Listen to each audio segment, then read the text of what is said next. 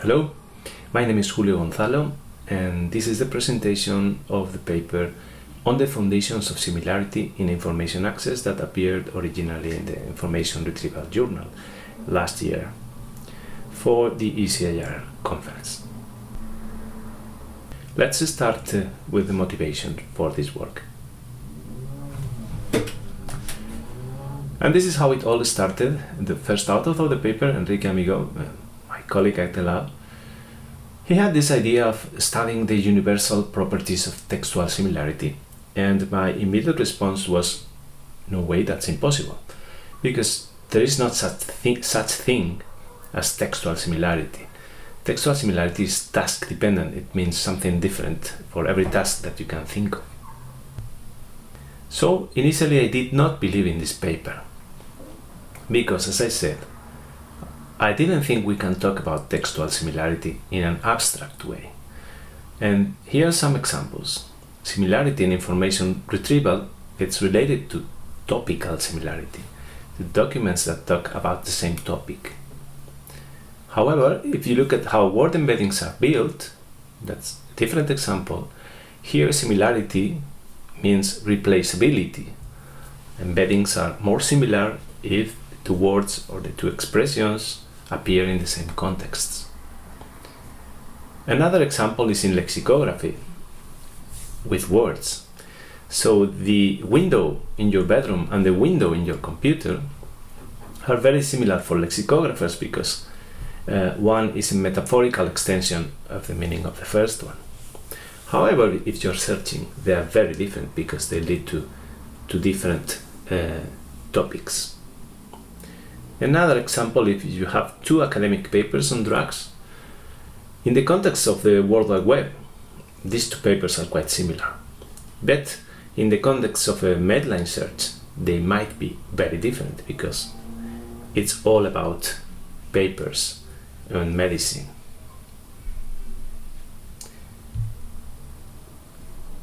However, it turned out that Enrique was right, because computing similarity in general, has at least two stages, two essential steps that you need to take into account.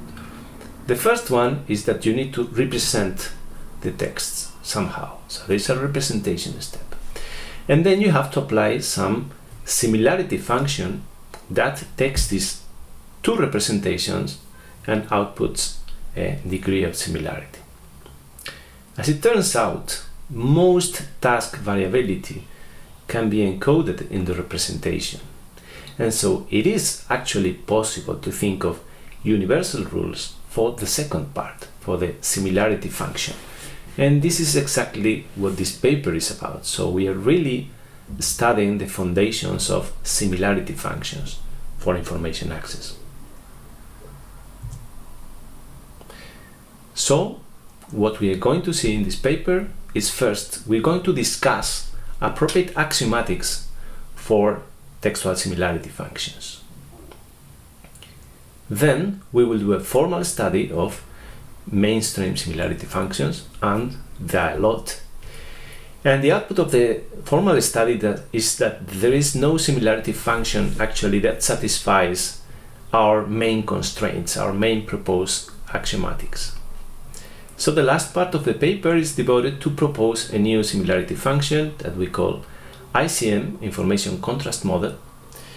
It is a function that generalizes pointwise mutual information and also Tversky's linear contrast model, and that satisfies all desirable constraints. So let's go for it. Let's take a look at previous axiomatic frameworks. The discussion in the paper is quite long and complex. I'm just going to pick some of the examples and counterexamples of how previous axiomatics fail to capture intuitions about textual similarity. Let's begin with metric spaces. One of the axioms in metric spaces is maximality. Every pair of identical objects achieves a maximal constant similarity. That sounds okay in a metric space, but this has been actually refuted by cognitive experiments. It has been shown that objects that carry on more information have a higher self-similarity as perceived by humans in cognitive experiments. So for instance here, if you have the text probability of rain, the self-similarity of probability of rain with itself is perceived as lower than the self-similarity of this long text with respect to itself, because it carries much more information. So this object is more similar to itself than this object.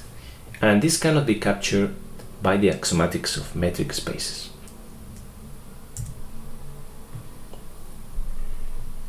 Another axioms for metric spaces are triangular inequality and symmetricity, and also they are both refuted by cognitive experiments. In the case of symmetricity for IR, it's easy to see that symmetricity is not something that should always hold. If you think about comparing queries and documents, for us it may be obvious that the similarity of a query to a document doesn't have to be that the similarity of a document to a query.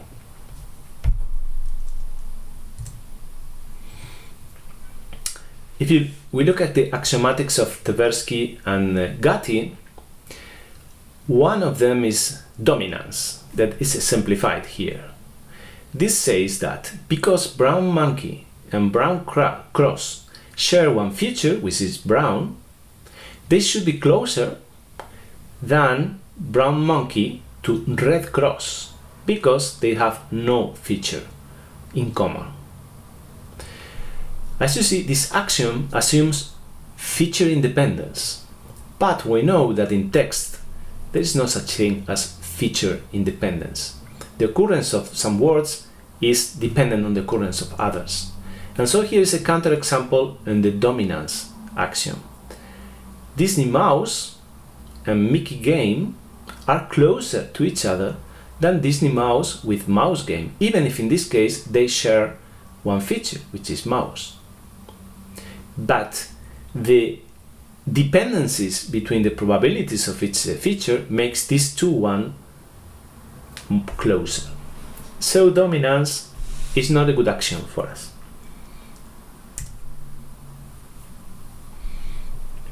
This is the feature contrast model that says that the similarity between two objects described by the set of features that these objects have is a function of the intersection set of features and the different sets of features.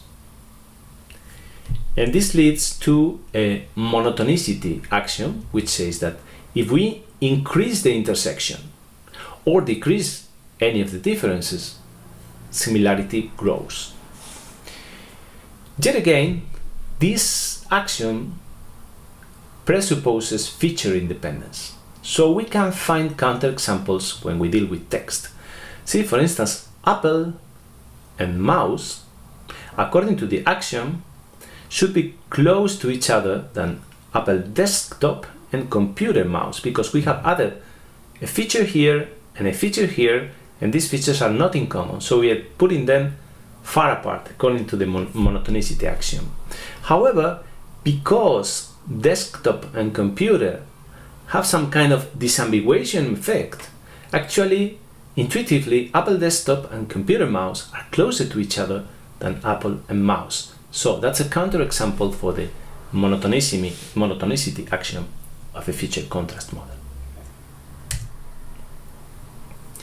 We also have a set of axioms in the context of information retrieval developed by Fang and Tsai in order to compare queries and documents. These axioms incorporates informativeness of single features by IDF, but they also assume feature independence, with some exception because repeated words contribute with less information, but essentially they are also feature independent. In fact, these axioms are reasonable and practical in the context of information retrieval, but not valid in general for textual similarity. And again, this has to do with feature dependence. For instance, here we can see an axiom of the Fang-Ansai axiomatics NC1 that says non-relevant terms decrease the score. But if we look at this example, if you have this query, and this is the document, let's suppose this is a very, very small document, Disney Mouse is closer to Mickey Game than to this other document, Mouse Game, which goes to a different topical domain. In spite of the fact that Mouse Game and Disney Mouse share one feature in common. So this contradicts the LNC1 axiom of Fang-Ansai. So we have pinpointed some of the shortcomings that previous axiomatic frameworks have if we want to model the problem of textual similarity or the problem of similarity for information access. Let us now see what is our proposed axiomatic framework. I'm not going to detail all the notation and the presuppositions in the paper because it could take too long, but just to understand the slides, we need to know that when we say P of X is the probability of finding all features in X, so X is a set of features, being X a set of features, P of X is the probability of finding all features of X in a random document. So if we are dealing with words, is the probability of finding all words in the set X in a random document in the space of documents that we are dealing with. And we will use XY concatenated to mean the union of the sets X and Y. Our first constraint is the identity constraint, which says adding or removing features decreases the similarity to the original. In other words, an object is always closer to itself than to any other object. And as you can see, this is a relaxed version of maximality. We do not say that any object is maximally similar to itself, but we say that it's more similar to itself than to any other object. The second constraint is identity specificity, which says that adding new features increases self-similarity. That is, more informative features imply higher self-similarity, and then we can capture the example that I gave before. So the similarity of probability of rain to itself is lower than the self-similarity of this big chunk of text with much more information. Our third constraint in the paper is unexpectedness, which says that adding unexpected features to an object affects similarity to a greater extent than adding expected features. This is the formal definition, but basically what it says is that the similarity of X with XY is lower than the similarity of X to XY prime if Y is less expected in the context of X than Y prime. So there is less surprise here, and that's why the similarity is higher. This way we can capture this example that we had before. So Mickey is closer to Mickey Mouse than to Mickey Apple because Apple is less expected than Mouse in the context of Mickey.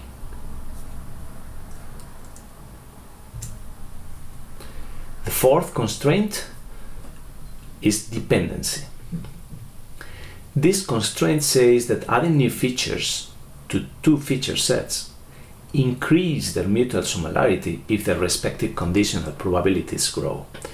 And this is impossible to satisfy if we, if we assume feature independence. And basically it says this. So Apple and Mouse are two objects. And then if we add features desktop to the first one and computer to the second one, all of the axiomatics state that they should be farther apart because they have features which are not in common now. But actually, Apple Desktop is more likely in the context of computer mouse, and vice versa. Computer mouse is more likely in the context of Apple desktop. So according to this constraint, in this case, the similarity between these two objects should be higher than the similarity between Apple and mouse.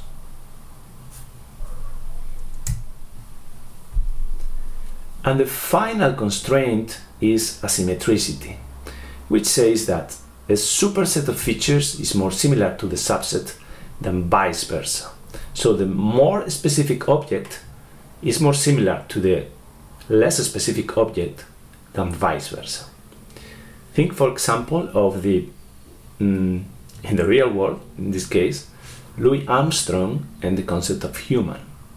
This constraint says that Louis Armstrong is more similar to human than human to Louis Armstrong. Why? Because Louis Armstrong has all the features of a human, but human only describes Louis Armstrong in a limited way. So in this case, human is the object with less features. Anyway, we have to say that in practice, most similarity datasets in information access are symmetrical by design. So this is not an axiom or a property of similarity functions that is crucial when we study similarity functions. So we leave this as like an open constraint to be embraced or not, depending on the context, really, on the task. So once we have a proposed axiomatic framework, we can perform a formal and analytical study of the most common similarity functions in the state of the art and check whether they observe our formal constraints. So in this table you have every column is a constraint. So we have identity, identity specificity, unexpectedness, dependency, and asymmetricity. So let's leave asymmetricity aside because we said maybe it's not something that we want to impose all the time. And let us focus on the four main constraints: identity, identity specificity, unexpectedness, and dependency.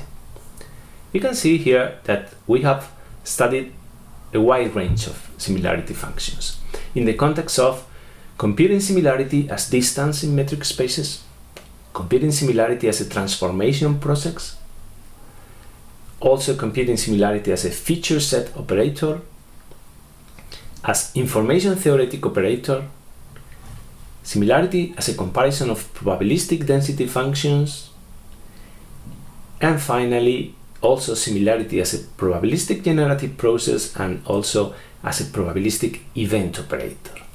So the result of the analysis, let me focus on the dependency constraint. It is not satisfied by any of these metrics except the similarity functions that work as probabilistic event operators, conditional probability and pointwise mutual information in our study here. So if we look at these two, we see that conditional probability does not comply with identity specificity. Why? Because the probability of an object given itself is maximal, is always 1. So there can be different degrees of self-similarity depending on how much information content you carry. However, this is actually satisfied by pointwise mutual information. If we look at unexpectedness, it's exactly the opposite. Unexpectedness is satisfied by conditional probability, but it's not satisfied by pointwise mutual information.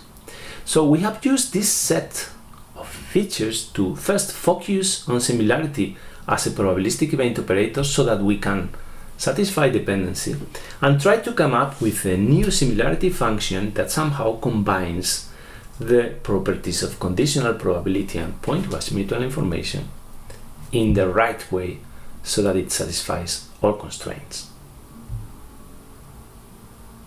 So for the final part of the paper, we present this information contrast model. This is the definition of the information contrast model. The similarity as measured by this similarity function of a pair of representations is the linear combination of their information quantities and the information quantity of their union. So you have here the ICM over x and y is the information quantity of x, the information quantity of y, and the information quantity of the joint. We can also express this as a logarithm, and you can see that what we get is very similar to pointwise mutual information, except that we now have these parameters alpha 1, alpha 2, and beta. If all these parameters were 1, this would be just the pointwise mutual information. Note that a characteristic of ICM with respect to other similarity functions is that it does not dissect objects into their intersections or differences. And this is precisely which allows the metric to capture feature dependencies appropriately. What are the properties of this similarity function? First, it satisfies all 4 main constraints as long as this relation between the parameters hold. So alpha 1 plus alpha 2 has to be higher than beta, and beta has to be larger than alpha 1 and also larger than alpha 2. If we have a symmetric scenario and then alpha 1 and alpha 2, without loss of generality, we can consider that they are 1, then ICM satisfies all 4 constraints if beta has a value between 2 and 1. Also, obviously, if alpha 1 and alpha 2 are different, then the similarity function ICM also satisfies the 5th constraint, asymmetricity. How it maps to other similarity functions? Well, ICM first generalizes pointwise mutual information if alpha 1, alpha 2, and beta are 1, as I said before. It also generalizes the product of conditional probabilities between the 2 objects if alpha 1 and alpha 2 are 1 and beta has a value of 2. Note that these are the external boundary conditions to satisfy the constraints. So neither PMY nor the logarithm of the conditional probabilities satisfy the constraints. It's precisely all values between 1 and 2 of beta that satisfy the constraints. And finally, if we assume independence between features in the intersection and the different subsets in ICM, and if we use information quantity as the salience function, which is not defined in the linear contrast model, then it's proved in the paper that ICM and the linear contrast model are equivalent. The paper ends with an illustration of how ICM works. We extracted co-occurrence statistics from words in Flickr. We use Flickr because it gives exact statistics, unlike Google searches, for instance. And then we try to examine how ICM computes the similarity between some of the examples that are in the paper and also in this presentation. So here, for instance, is a comparison here between the similarity between Disney Mouse and Game Mickey and the similarity between Disney Mouse and Game Mouse. And if we compute ICM according with the co-occurrence statistics in Flickr, we see that ICM satisfies the intuition behind the constraint, and no metric that satisfies the dominance axiom in the other axiomatics that we discussed could fulfill this condition. And we did this for all the counterexamples to the previous axiomatic frameworks, and in all cases the ICM follows the intuitions that correspond to our axiomatic framework. So, in conclusion, we have seen that previous axiomatic frameworks fail to capture desirable properties for information access problem, and in particular feature dependence is perhaps the most salient of these properties that are not captured in previous frameworks. We have also formally proved that no existing similarity function, at least the ones in our study, comply with our first 4 constraints, which are identity, identity specificity, unexpectedness, and dependency.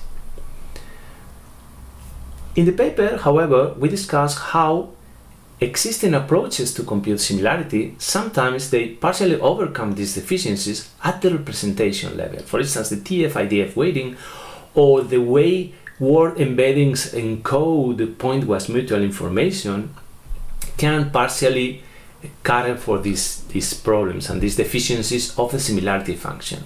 They are carried on at the representation level.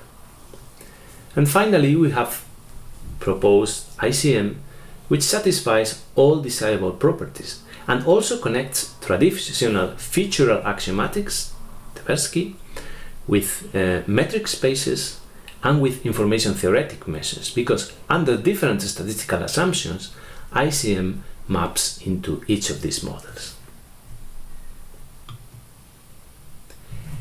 And that would be the end of the talk. Thanks a lot for your attention.